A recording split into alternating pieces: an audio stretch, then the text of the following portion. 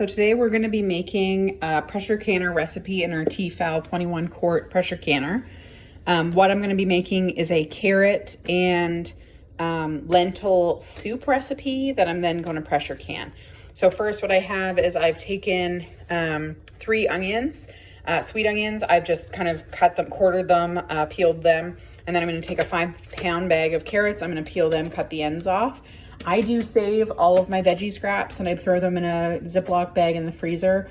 Once I get a bunch, I'll just throw them into my roaster with water and I'll make like a veggie broth or add chicken kind of carcasses or anything like that and make a chicken stock with it. So I do save everything. So I'm going to peel them into this bowl so that I can throw it into the Ziploc bag. Okay, so I've diced up the 5 pounds of carrots. I've split some of the thicker pieces in half. I've added them to just a cookie sheet with the onions, and I've done olive oil, salt, and pepper.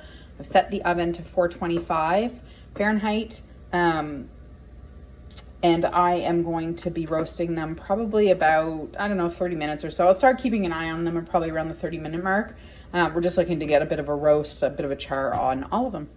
Okay, so while my carrots and onions are roasting, I've got my big soup pot here. I'm going to add 8 cups of water and then 8 cups of chicken broth. You can use any kind of broth that you want. If you want to make a vegetarian, use a veggie broth.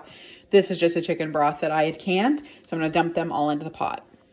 So I did go ahead and add an extra 8 cups of water because now that I'm kind of looking at the water ratio to what I'll have for carrots, I think I'm going to end up making a double batch.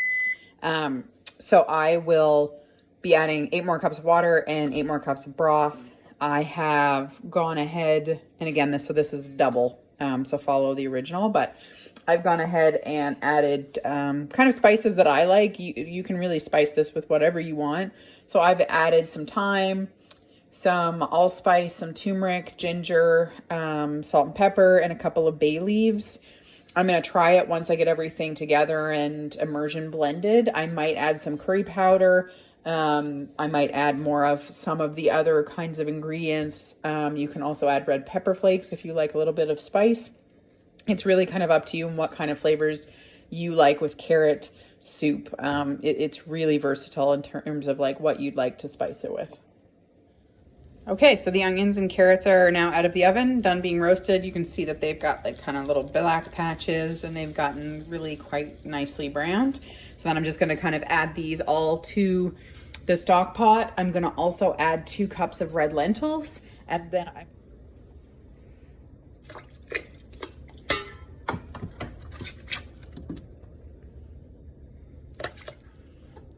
Okay, I've gone and added all of the carrots, onions, and then 2 cups of red lentils to the soup pot. Now I'm going to cover it, bring it to a boil, and then bring it down to a simmer for about an hour or so until everything is really soft. Okay, so I removed the 2 bay leaves, and now I'm just using my immersion blender, and I am blending up the last of the carrots and the lentils and onions. I did use a potato masher first to just get the big chunks down, and now I'm just running the immersion blender. So we cleaned all of our pint jars. We have filled our Tfal pressure canner up to the minimum amount of water. Then we've put the first kind of rack in the bottom of it. We have filled 15 pint jars with our soup. Then we are boiling our rims and our lids, and we're just going to clean each of the rims because I've spilled some soup on them with a little bit of white vinegar around each rim, making sure that there's no food stuff that's going to keep it from sealing.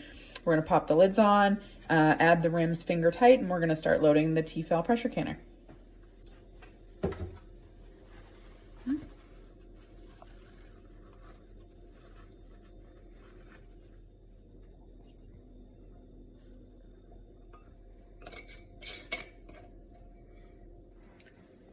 Okay, so we have loaded up our jars. We ended up with 15 whole pints. We're going to save one of them just to eat later. We have closed it up, locked it. We've set the pressure gauge to the steam setting, and we just have the heat on. We're going to get this going until a steady stream of steam is coming out of here. Then we're going to start timing for 10 minutes. Then we're going to flip it to 2, which is 10 pounds of pressure for our elevation, and we are going to be processing these for 75 minutes for pints. If you were going to do quarts, it would be 90 minutes for quarts. So we let it run on the steam setting for the 10 minutes. Once we had a steady stream of steam, we flipped it to our 10 pound, which is our 2 on the Tfal 21 quart pressure canner. Now we have I'm hoping you can see it, kind of a steady stream of steam coming out at the 2. So now that we're doing that, we are going to set our timer for 75 minutes. I have turned the heat down a little bit because we don't want to blow past. We want to keep kind of an even pressure. We want this to continue to kind of spurt a steady stream for the 75 minutes. So you kind of want to listen for it and watch it. If you lose pressure, if you go under, you have to start your timer over. So you definitely want to be able to kind of be mindful that you're maintaining that pressure throughout. At the 75 minutes, you're going to turn the heat off. I leave the pressure canner where it is. I don't touch it. I just let it come down to pressure on the stove. Once it kind of comes down to pressure on its own at the level 2 gauge, I don't touch the gauge. You flip it to the steam, let it sit for a little bit. Then I kind of, turn the lid off to let it kind of let some more steam out. And then I remove the lid, and then I kind of put them onto a surface, like a cloth surface. If you pull them out too fast, you risk siphoning. And you want to make sure that you're kind of bringing them down to temperature a little bit more slower. You're going to have a better success rate with your seals that way as well. So I'm going to start timing 75 minutes. Okay, this has been off the heat now. You'll see the pressure gauge is to 0. I've kind of just released it. When you open it, you want to make sure you open it with the cover away from you, just so you don't get steam in your face. And there they are.